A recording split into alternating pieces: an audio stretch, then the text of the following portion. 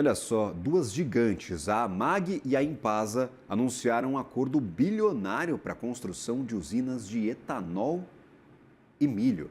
O investimento será feito por uma joint venture a partir dos grupos envolvendo até 7 bilhões e meio de reais. Sobre este assunto, que nós conversamos com o diretor editorial do Agfeed, Luiz Fernando Sá, que também vai comentar sobre o licenciamento que foi concedido a um projeto de usina, 1 bilhão e 800 milhões a serem investidos em Goiás. Luiz, seja bem-vindo. Biocombustíveis, mercado aquecido, todo mundo investindo e agora etanol de milho, essa é a nova das duas gigantes. Olá, Gabriel. Olá a todos. Bom dia, boa semana. Pois é, Gabriel, tem sido aí impressionante, né, o ritmo de anúncio de novos investimentos em usinas de produção de etanol de milho no Brasil nas últimas semanas, sempre com valores bilionários envolvidos, fazendo aí com que as estimativas para o setor tenham de ser revisadas com uma enorme frequência. Vou citar aqui, por exemplo, um levantamento recente divulgado cerca de uma semana aí pelo Banco Itaú BBA. Nesse levantamento foram computados 21 projetos já anunciados, que ainda não estão em funcionamento, né? Então são projetos aí em execução ou só em fase de pré-construção. Esses projetos somariam mais de 23 bilhões de reais em aportes. Lembrando que o estudo do banco considera apenas os valores das despesas de capital, né, o chamado CAPEX. E, segundo o próprio Itaú BBA, o capital de giro necessário para planejamento e construção dessas plantas envolveria em torno de mais 5 bilhões de reais. Só que esse estudo, Gabriel, não traz ainda alguns investimentos relevantes, como uma planta de 1 bilhão e 100 milhões de reais da São Martinho, na verdade, um estudo, né, um investimento para ampliação de uma usina já existente da companhia em Quirinópolis, em Goiás, ou esse megaplano aí que você citou, que foi anunciado em conjunto na sexta-feira passada, dia 29, por duas gigantes, a Amage e a Impasa. A Amage é uma das maiores tradings aí brasileiras, né, um grupo tradicional aí em vários segmentos do agronegócio, e a Impasa é hoje uma das duas maiores produtoras de etanol de milho do Brasil. Bom, elas anunciaram que vão formar uma joint venture para construir ao menos, e aí esse ponto é bem importante, ao menos 3 usinas no Mato Grosso. Cada planta dessa, Gabriel, teria, segundo o anúncio, capacidade para esmagar 2 milhões de toneladas de milho por ano. Então, as duas empresas não citam aí valores envolvidos, mas considerando outros projetos com essa mesma capacidade que foram já anunciados, a gente pode estimar que uma usina desse porte, de 2 milhões de toneladas, requer investimentos na casa de 2 bilhões e meio de reais. Ou seja, Impasa e Amage estão falando de pelo menos 7 bilhões e meio de reais na mesa, que isso é pelo menos, né, mais uma vez eu vou explicar, porque pode ser que essa parceria não se esgote em 3 usinas, já tem gente falando que pode chegar a 5 usinas. E hoje também, como você já citou, o Agfeed traz mais uma história, foi levantada aí pela nossa editora executiva, Alessandra Mello, que é da Planalto Bioenergia, empresa constituída por produtores rurais lá do Centro-Oeste. Ela acaba de receber licença do governo de Goiás para dar o pontapé inicial na construção de uma planta na cidade de Cristalina, que é uma região ali próxima de Brasília. O projeto da Planalto é investir até 1 bilhão e 800 milhões de reais em duas plantas, né? Então, teria essa de Cristalina e uma outra que está também em fase de licenciamento em Formosa, que é da mesma região, também em Goiás.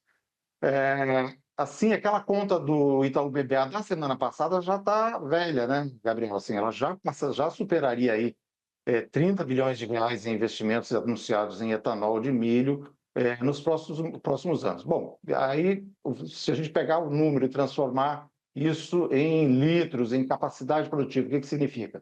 Bom, segundo os cálculos do Itaú BBA, a execução dos projetos que estão naquele levantamento inicial de 23 bilhões de reais elevaria a capacidade brasileira de produção de etanol de milho em quase 50%. Então, dos atuais 8 bilhões e 200 milhões de litros, passaria para 12 bilhões e 100 milhões de litros.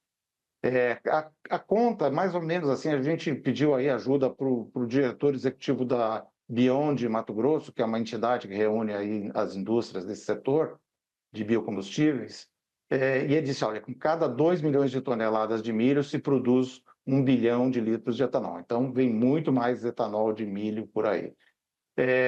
Nesse cenário, só as 3 usinas lá da joint venture entre a MAGE e Impasa poderiam acrescentar mais 3 bilhões de litros de etanol de milho. A produção de Mato Grosso, né? Lá o Mato Grosso hoje produz em torno de 6 bilhões de litros de etanol, e com essa produção aí dessas plantas já aumentaria em 50% o volume do estado, que é o maior produtor de grãos do país. E daí você pergunta, tem demanda para tudo isso? A gente tem feito essa pergunta de forma recorrente, Gabriel, para os executivos, para os empresários envolvidos nesses investimentos. A Alessandra Mello recebeu agora do Paulo Rangel, que é o executivo que está à frente desse projeto da Planalto Bioenergia, a seguinte resposta: os investimentos recentes vêm sendo impulsionados principalmente pelo aumento da mistura do etanol na gasolina. A gente anunciou isso aqui também, a gente tem conversado sobre esse assunto. Mas, segundo ele, tem muitos outros indicadores de consistência para o etanol de milho. Ele diz, olha, tem uma crença aí em demanda futura por etanol de baixo carbono, que é o caso deste milho produzido no Brasil, pela eficiência do uso do milho para produzir esse biocombustível. Ele diz, olha, vai haver uma grande taxa aí de conversão de etanol em SAF, que é aquele combustível sustentável para a aviação, e deve também começar a haver uma demanda aí para a produção de biobunker, que é um combustível sustentável para navegação, para navios, para substituir o diesel, né, o bunker a partir do diesel.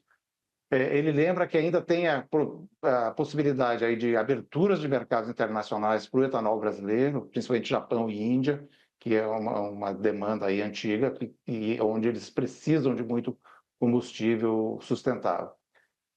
Então, assim, a sensação é que, ele disse assim, a sensação é que pode ter um pouco de oba-oba, mas não é. Né? Eles têm certeza de que vem aí uma demanda grande, inclusive interna, porque tem regiões como o Nordeste do Brasil, que hoje tem que importar etanol dos Estados Unidos, porque é mais barato do que importar do Sudeste. Então, com esse etanol de milho produzido no Centro-Oeste, passa a viabilizar o consumo interno também, Gabriel. Perfeito. É a concorrência aí que os Estados Unidos também não querem nem um pouco, né, Luiz? Talvez um pivô dessa crise entre Estados Unidos e Brasil. O mercado de etanol, que é bastante protegido por aqui, tem taxa de importação de mais de 18% para o etanol que vem justamente fabricado de milho lá dos Estados Unidos. A gente está aqui cada vez crescendo mais. Pode ser que essa fabricação interna ali na região centro-oeste possa até minar ainda mais as vendas de etanol americano aqui para o país, como você nos traz. Então, é um ponto bastante de atenção. E claro, Luiz, como é que fica essa dinâmica de preço de commodity? Porque a gente está destinando aí boa parte de algumas commodities para a produção de biocombustíveis. E a gente já viu recentemente uma crise do milho que levou o preço de, por exemplo, fabricação de ovo, custo de algumas culturas lá para o espaço. Então, vai ser mais um concorrente para as commodities produzidas aqui no país? A produção de milho no Brasil, Gabriel, tem crescido de forma exponencial, né? A gente teve aí recentemente o fenômeno da chamada safrinha, né? Que é essa segunda safra produzida nos meses aí de inverno, um pouco antes até do inverno. Então, a gente aumentou muito a oferta de milho. Os Estados Unidos têm tido também uma oferta grande, a previsão agora é de uma safra recorde lá nos Estados Unidos de milho também. Então, assim, a princípio não deve ter um impacto tão grande, deve manter os preços sustentados, né? Então, bom para os produtores rurais, mas não provocar uma alta aí com poder inflacionário em função do uso do milho. Né?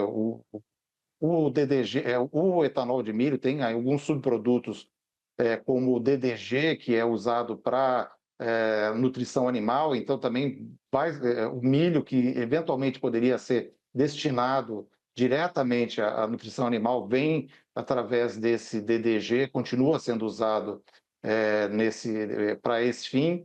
Então há um equilíbrio aí, não me parece haver uma tendência inflacionária, e sim só uma sustentação de preços da commodity, Gabriel.